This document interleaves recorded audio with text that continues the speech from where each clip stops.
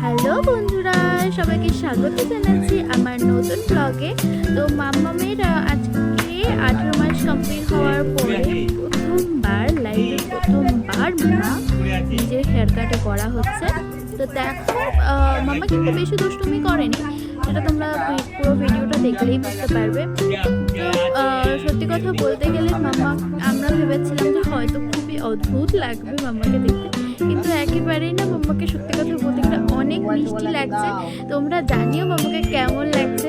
তো প্রথমবার 18 মাসে আমাদের চুল কাটা হয়, আর সেটা গপুর কাছে দিয়ে আসা হয়। তো গপুর কাছে দিয়ে আসার সময় কিছু ভিডিও তোমাদের সঙ্গে শেয়ার করতে পারবো না, কারণ কোনো ভিডিও ওখানে করা হয়নি। ঠাকুরের স্থানে কোনো রকম ভিডিও করা আমিও পছন্দ করি না, আমার হাজব্যান্ডও পছন্দ করে না। সো সেহেতু তোমাদের সঙ্গে আমি শেয়ার করতে পারলাম না যে আমরা ওখানে কী করেছি, কিন্তু যাওয়ার সময়কার ভিডিও অবশ্যই তোমাদেরকে দেখাবো।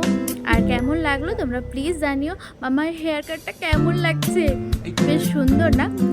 তো কিছু টাইম ওর পাপার সঙ্গে ছিল, কিছু টাইম আমার সঙ্গে, আর কিছু টাইম ও দাদুর সঙ্গে যখন ছিল তখন বেশ কিছুটা টাইম স্পেন্ড করেছিল পাপার সঙ্গে, অনেকটা টাইম, বেশ কিছুটা টাইম ধরে এই ওর হেয়ার কাটটা করা হয়েছে।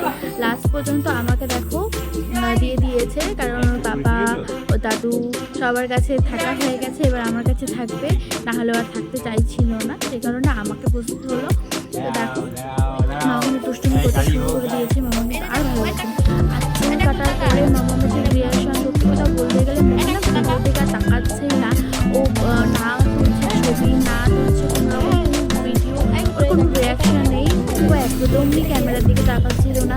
আমি বুঝলাম না, এইটুকু বয়স, মাত্র 18 মাস বয়স, এখন থেকে নিজেকে কীভাবে ম্যানেজ করছে। দেখো মানে হেয়ার কাট করেছে, ও জানে হেয়ার কাট করলে একটু অদ্ভুত লাগছে দেখতে, ও হয়তো নিজে চিনতে পারছি না, বা কোনো একটা দিক থেকে ও নিজে আসছে না। তো দেখো আমার কিন্তু ভিডিও দিকে একবারও তাকাচ্ছে না। বাবা অনেক ডেকেছিল, কিন্তু ও একবারও তাকায়নি। তো চলো আমরা এখন টান করে তারপরে ঠাকুরের উদ্দেশ্যে রওনা দেব। তো আমরা চলে এসেছি, দেখো আমরা রওনা দিয়ে দিয়েছি। আর বাবা যেহেতু যাচ্ছে প্রথমবার ঠাকুরের ওখানে, মাঝে একবার গেছিলো, তখন ছিল 6 মাসের সময়, 6 মাসে অন্নপ্রাশনের আগে, তখন ওখানে প্রসাদ খাইয়ে তারপরে অন্নপ্রাশন করানো হয়েছিল। তো সেখানে গেছিলাম। তো আবার আজকে যাচ্ছি। আজকে যাওয়ার সময়কার কিছু ক্লিপ তোমাদের সবার সঙ্গে শেয়ার করে নিলাম। তো কেমন লাগছে আমাদেরকে জানিও। আর আমাদের না যেতে যেতে টোটোটা খারাপ হয়ে গেছিলো, তারপরে আবার টোটো আসার পরে বেশ কিছুটা টাইম অপেক্ষা করেছি, সেই কারণেই আমার ভিডিওটা আরও বেশি ভালো